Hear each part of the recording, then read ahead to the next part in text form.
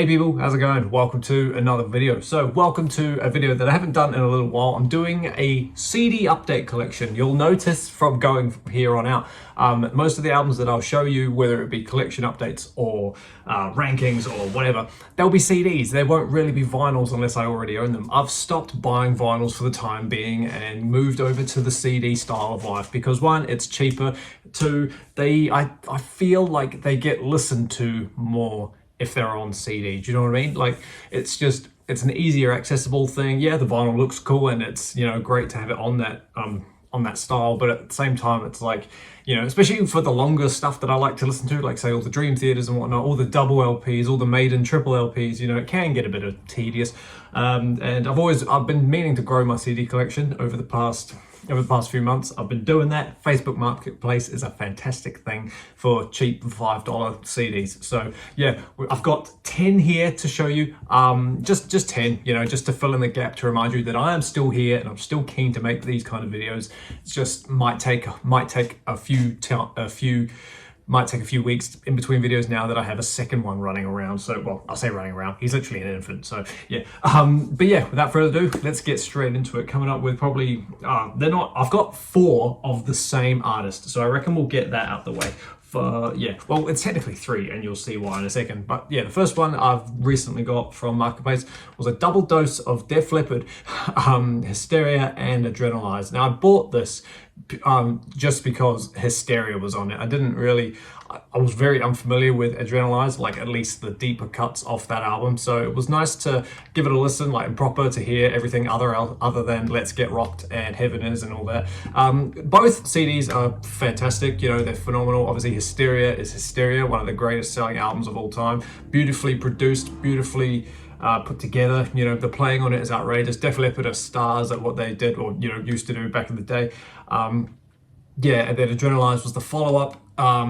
Some say it wasn't as good. Personally, I think it's just as good. Adrenalize is awesome. Let's Get Rocked is a fantastic song. Heaven Is a great song. I actually forgot about that.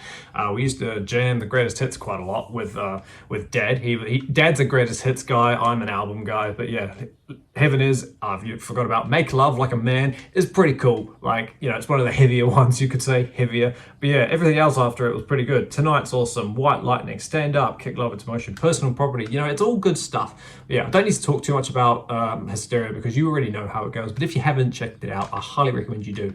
Def Leppard's Hysteria and Adrenalize. And then the other one from them is the second album, High and Dry, and just going back in time for now. I bought them all at once, with the same person. It was like $20 all up, so that was cool. To get the double dose for like, $5 was pretty cool. But yeah, this one was from 1981, and this one's pretty good. It's better than the debut, I think, off the top of my head. It's not bad. But yeah, Let It Go is fun. Another hit and run. High and Dry. Bringing On the Heartbreak. I used to not like that song, but like it's growing on me over time. Yeah, You Got Me Running, Lady Strange, it's pretty stacked. It's a good album, but it obviously doesn't come close to those two. But yeah, it's still good. So yeah, that's Def Leppard's second album, High and Dry. And then, like I say, we'll just go back in time, really. The debut as well, On Through the Night. I hadn't actually heard this one before, so it was nice to see what they sounded like. This one's definitely before the glam vibe took over, you could say, the electronicness and all that. But this one's still really good. Like, this is from 1980, which is crazy to think about. The same year that, Ace of Spades, Iron Maiden, British Steel, Heaven and Hell, Ozzy Osbourne's Blood is the Blood. There's so many albums from 1980, and this is this one's fun. It's absolutely so good. Rock Brigade, Hello America. There's no big singles off this album that we're all familiar with. It's all deep cuts essentially, but they're all still good. I would highly recommend you check out the debut if you're a Def Leppard fan, if for some reason haven't checked out where they started. So there's that one, and that's the end of the Def Leppardness.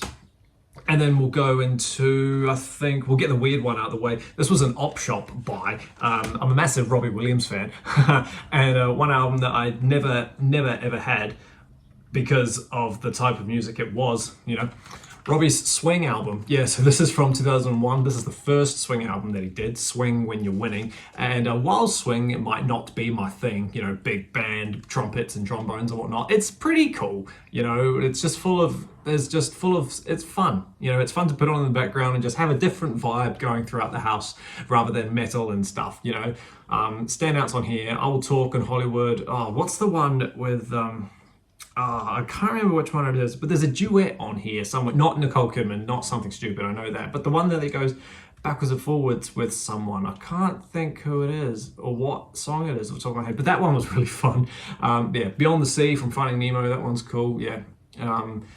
Kick in the Head is fun. Maybe it's it's quite a long album in a way, but it's still good. That was $3, so it's like, why not? You know, just to create the to complete the Robbie collection. So that's all good. We've then got something very, very brutal. We've got Cannibal's Tomb of the Mutilated. Yeah, fantastic. Had to get this on CD. A bit expensive. This was not a marketplace purchase. This was quite dear for a CD, but it's one of those iconics. You know, you can't. You know, it's just amazing. One of the most brutalist death metal albums of all time. It's my favorite Cannibal album as well. So that's pretty epic. Again, a bit like Hysteria. Don't need to say too much about it because we all know how it goes, right?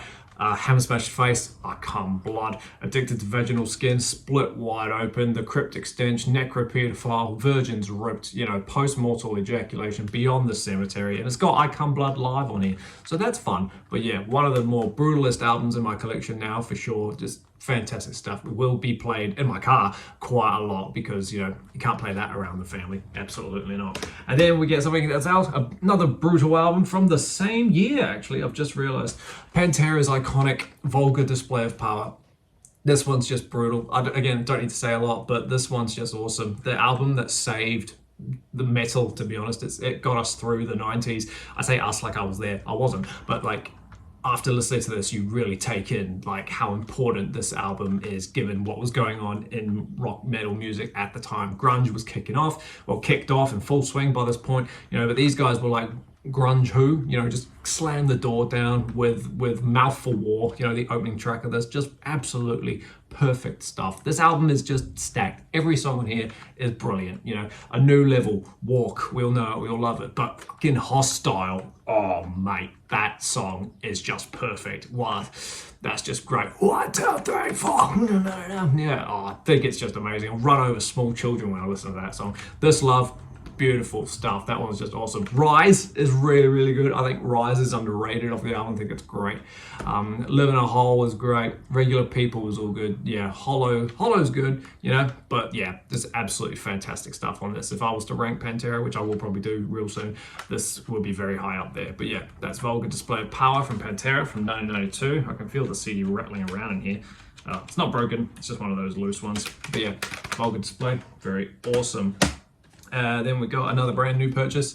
This is Maiden's debut album. I don't need to talk about this because every time I show this album, I nearly cry. This is the best album that's ever been made, ever. This is the new Digipack thing with Eddie's head on the spine. You know, I saw this in the shop, I was like, yeah, I'll just buy it because, you know, because this is, like I said, this is the greatest album ever written. So like, I'll always buy this album. What I do like about this one, you know, it's the OG cover. Sanctuary's not on here. It's the OG album, you know, like, and the CD, like, looks like the LP, you know, from way back in the day. So that's awesome. I don't really like the diginess, like the flimsy cardboardness of it, but it's okay. Will I go to the effort to rebuy all of Maiden's catalog on this format? Well, we'll see. But yeah, great album. You know I love it. Phantom of the Opera, Transylvania, Prowler, Remember Tomorrow, Strange World, Running Free, just everything except the Iron Maiden song is just stellar. That's just brilliant. Iron Maiden's debut album all the way back from 1980. We got another marketplace one. I got this one for $5. Nightwish's Dark Passion Play. Underrated album. Annette Olsen's first album. This one is just absolutely brilliant. When I re-ranked all of Nightwish stuff last year, this one was just great fun to listen to. It's dark, it's heavy, it's moody. The band were in a real difficult time during this period, and God, rightly so. It's just fantastic. The Poet and the Pendulum, a 13-minute symphonic masterpiece, that one. Bye Bye Beautiful, Amaranth, Cadence of the Last Breath is great. Master Passion Greed, that's banging as well. Eva, beautiful ballad. Sahara, great fun. Whoever Brings the Night, fantastic. For the Heart I Once Had. Honestly, every song on here is so good. The Islander, brilliant stuff. Last of the Wilds, all folk instrumental. What's a Nightwish album without a folky instrumental? 7 Days to the Wolves and Meadows of Goddamn Heaven. If you haven't heard this album, if you deem yourself a symphonic metal fan, you haven't heard it, I don't know. just get onto it. Honestly, it's dark, it's heavy, it's fun. It's not Tadia and it's not Flor, it's Annette Olsen. She is great. One of the best singers ever. Dark Passion Play, Nightwish. Another underrated one in the catalogue, in my opinion, definitely one of the band's more forgotten about albums, Dream Theater's Systematic Chaos. I nearly bought this brand new from a shop, and then someone was selling it online, and I was like, yo, thank God for that. They're all in great condition. What's cool about buying CDs secondhand is like I haven't got any sentimental value to them, so it's kind of like, you know, it doesn't need to be brand new, whereas when I buy LPs, I like them to be brand new. But yeah, this one, it looks brand new, so it's just, this one is great. What I love about this one is you have to think of the predecessors that come before it, right? So let's go backwards for a second. This is from 2007. So what have we got? Octavarium came out in 2005. The big, grandiose concept of everything starting and finishing where it begins and all that stuff. Fantastic stuff. My favorite Dream Theater album. What comes before that is Train of Thought, which is a big, heavy, balls to the wall. Just like everything on that song is loud and aggressive and just, you know, so good. And then 2002, you got 6 Degrees of Inner Turbulence, which is that big mental health album with the double album, you know, so everything had something brutal about it. Well, had something tied into it together. Do you know what I mean? And this one has nothing, like, it's just a standalone album. There's no grand concept about it. It's just the only grand concept thing about it, what makes it a Dream Theater album, is that the first and last song are broken up into 2 parts. So you've got In the Presence of Enemies part 1, and then the last song is In the Presence of Enemies part 2. That's the only Dream Theater-esque thing about it. But like, you know, no songs intertwine with each other or whatever like that. They're just 8 standalone tracks. It's just phenomenal. In the Presence of Enemies parts 1 and 2, they're great. Forsaken, might just be my favorite song. I think it overtakes In the Dark Eternal Night. That one's great too. That one's heavy. But yeah, Constant Motion, Dark Eternal, Repentance I can skip because it's just the ballad and it goes on for a bit long. It's 10 minutes long. I don't love it. Prophets of War is like a small single, you could say. It's the shortest song of 6 minutes. Oh, sorry, Forsaken is, but Prophets of War is 6 minutes. And then the Ministry of Lost Souls, the 15-minute epic. So this one has a 15-minute song, and then if you put the 2 Presence of Enemies together, that one's 25 minutes. But yeah, so it's a long album. It's a Dream Theater album, what do you expect? But it's so good. I do recommend people listen to this one more. Systematic Chaos. It's just amazing. And then the last one for me is a pure nostalgic album. Dragon Force's Inhumane Rampage. I never ever bought this album when I was listening to Dragon Force like religiously or whatever. You know, I got Sonic Firestorm, I got Ultra Beatdown and The Power Within, and I bought what came out, but I never ever got my hands on this one until, you know, now. This album is just amazing. I'm sorry, but when I listen to it, I get so happy. Obviously, this is the big Through the Fire and Flames album. This one took them to overall stardom, I think. People say Dragon Force music all sounds the same, especially in this era of their band. And yeah, I can see why, but being a musician and a massive fan, I can hear the difference in every song. You know, like Through the Fire and Flames and Cry for Eternity and Operation Ground Pound, you know, they all, especially those last two, Operation Ground and Cry for Eternity, they do sound the same. They've got the same intro more or less, but they're just fantastic. Revolution Death Squad is awesome. Storming the Burning Fields, underrated. Body Breakdown is awesome. The Flame of Youth, the most underrated Dragon Force song of all time. Fantastic ending that. Key changes galore. And the piano ballad Trail of Broken Hearts. Fantastic stuff.